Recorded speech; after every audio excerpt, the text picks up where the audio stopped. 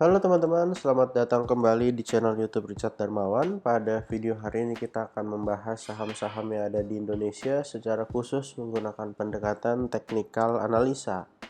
Pada video hari ini kita akan membahas tentang IHSG terlebih dahulu. Setelah itu kita akan melihat ada 4 saham yang kiranya menarik untuk diperhatikan beberapa waktu ke depan.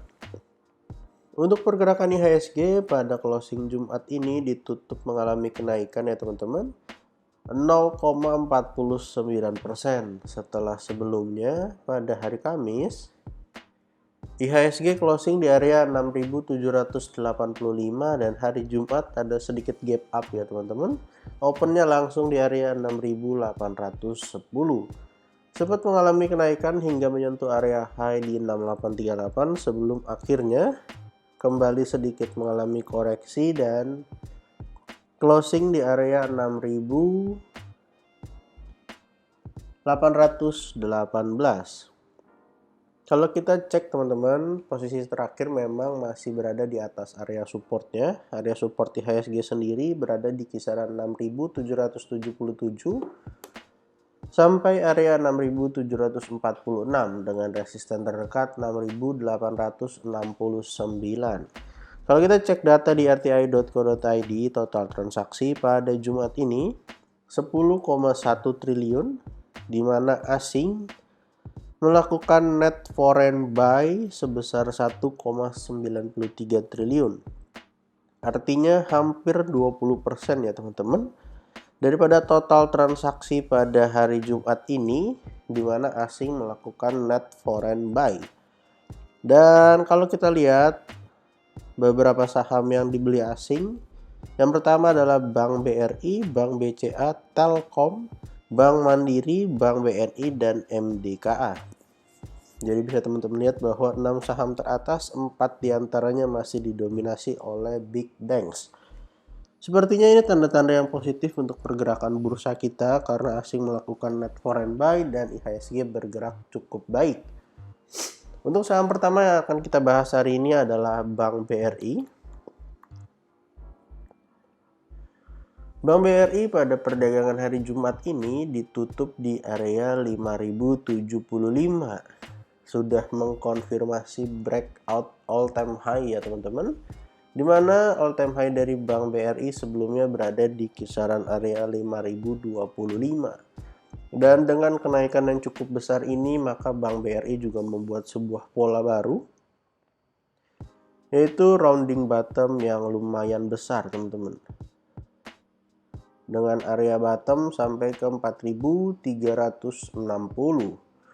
Jadi kalau kita lihat memang ada potensi untuk Bank BRI terus melanjutkan kenaikannya ya teman-teman.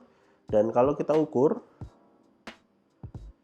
dari area low sampai area breakoutnya di 5.025, masih ada potensi bagi Bank BRI terus melakukan kenaikannya, di mana potensi kenaikannya kalau berdasarkan pola yang ada yaitu berada di kisaran area 5.700. Walaupun memang tidak ada yang bisa memastikan Bank BRI akan mengalami kenaikan sampai area tersebut, tetapi kalau kita lihat memang progresnya atau kesempatannya untuk naik ke area tersebut ada ya teman-teman. Dan untuk area target terdekat itu berada di area 5.150 sebagai target daripada sideways yang berada di area 4.900 sampai 4.650. Dan untuk area support terdekat, teman-teman bisa gunakan area support yang ada di all time high sebelumnya, yaitu kita bisa gunakan di 5.025 sampai area 5.025 sampai area 4.980. Jadi kalau pada perdagangan mendatang ada kesempatan untuk buy on weakness Bank BRI di support, bisa dimanfaatkan teman-teman. Karena kalau kita lihat dari net foreign buy dan dari pergerakan, sebenarnya pergerakan Bank BRI sangat bagus sekali beberapa waktu terakhir, bahkan asing terus melakukan pembelian. Jadi silakan diperhatikan untuk area support dan resisten terdekat daripada Bank BRI. Untuk saham kedua yang akan kita bahas hari ini adalah Bank BCA. Saham Bank BCA pada perdagangan Jumat ini ditutup juga mengalami kenaikan 0,84%. Sudah berhasil mengkonfirmasi breakout ascending triangle ya teman-teman, dengan neckline di 8.950. Kalau kita ukur potensi kenaikannya dari bottom yang ada di sini, dari area 8.000 sampai area 8.950. Lalu kita letakkan di atas area breakoutnya. Jadi ada potensi bagi Bank BCA untuk mengalami kenaikan lanjutan menuju ke area kurang lebih ke area 9.950. Jadi ada potensi untuk terus melakukan penguatan bagi saham Bank BCA. Untuk all time high sementara berada di area 9.400 yang terbentuk di akhir tahun 2022 ya teman-teman, sekitar bulan Desember. Dan untuk area support terdekat, teman-teman boleh gunakan area support yang ada di sini. Kita akan tandain untuk area support daripada Bank BCA. Berada di area 8.950 sampai kurang lebih 8.875. Jadi kalau dikasih kesempatan sampai area tersebut bisa dimanfaatkan untuk buy on weakness ya teman-teman. Dan perlu diingat juga bahwa Bank BCA masih memiliki gap yang dibikin pada waktu mengalami kenaikan yang cukup kencang di tanggal 24 dan di tanggal 21 dan 24 ya teman-teman. Di mana area gap tersebut berada di kisaran 8.625 sampai area 8.500. Jadi silakan diperhatikan kalau Bank BCA-nya dikasih kesempatan turun, atau kita bisa spare sedikit lebih dalam ya teman-teman, 8825 juga nggak ada masalah. Jadi kalau dikasih kesempatan turun sampai area support, teman-teman bisa manfaatkan untuk buy on weakness. Dan saham ketiga yang akan kita bahas pada video hari ini adalah Telkom. Saham Telkom pada closing minggu ini ditutup doji ya teman-teman, dimana open sama dengan close-nya, open 4.340 dan closingnya di 4.340 juga. Bisa kita lihat bersama ketika Telkom breakout 4.280, Telkom berhasil mengkonfirmasi sebuah pola baru yaitu rounding bottom. Dan untuk potensi kenaikan daripada saham Telkom berada di area 5.000, itu adalah target kenaikan daripada rounding bottomnya. Untuk potensi kenaikan terdekat berada di area 4.450, itu sebagai area target daripada ascending triangle yang akhirnya terkonfirmasi di breakout beberapa waktu yang lalu, tepatnya sekitar tanggal 21 Maret, sebelum akhirnya Telkomnya terus-menerus mengalami penguatan. Untuk area support terdekat, teman-teman bisa gunakan area 4.280 sampai 4.210. Dan untuk area support 2 bisa spare sampai area 4.000. Terpantau pergerakan Telkom memang beberapa waktu terakhir cukup kuat ya teman-teman.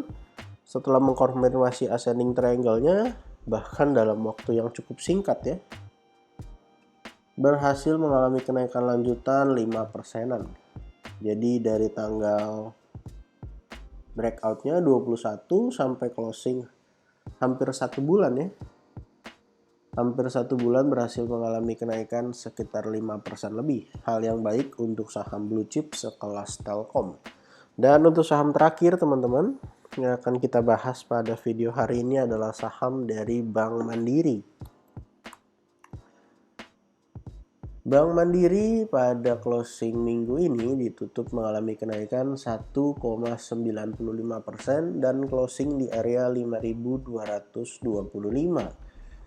Bisa kita lihat bersama bahwa Bank Mandiri tertahan di area trendline dan juga di area supportnya di kisaran 5.150 sampai area 5.075. Area resisten terdekat yang akan dituju oleh Bank Mandiri di area 5.300, dan kalau bisa breakout ada potensi kembali menguji area 5.500 sebagai area all time high. Sebelum stock split, area all time high-nya di 11.000 ya teman-teman, 5.500 dikali 2. Jadi kalau akhirnya kembali menuju ke area all time high, itu sangat baik untuk Bank Mandiri karena bisa kita lihat sejauh ini ada potensi membentuk ascending triangle dengan catatan berhasil breakout dari 5.500 sebagai area all time high dari Bank Mandiri.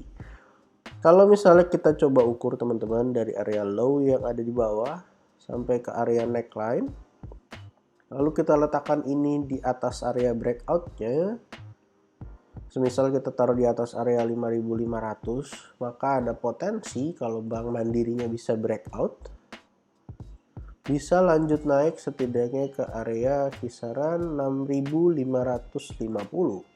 Walaupun memang harus dikonfirmasi dengan breakout daripada ascending triangle-nya di 5.500. Untuk teman-teman yang mau buy on weakness, bisa gunakan area support yang ada, di spare sampai area trend lainnya di 5.075. Lalu dengan target terdekat 5.300 dan area resisten berikutnya di all time high 5.500. Jadi sejauh ini keempat saham yang dibahas sangat-sangat menarik dan sangat-sangat baik pergerakannya.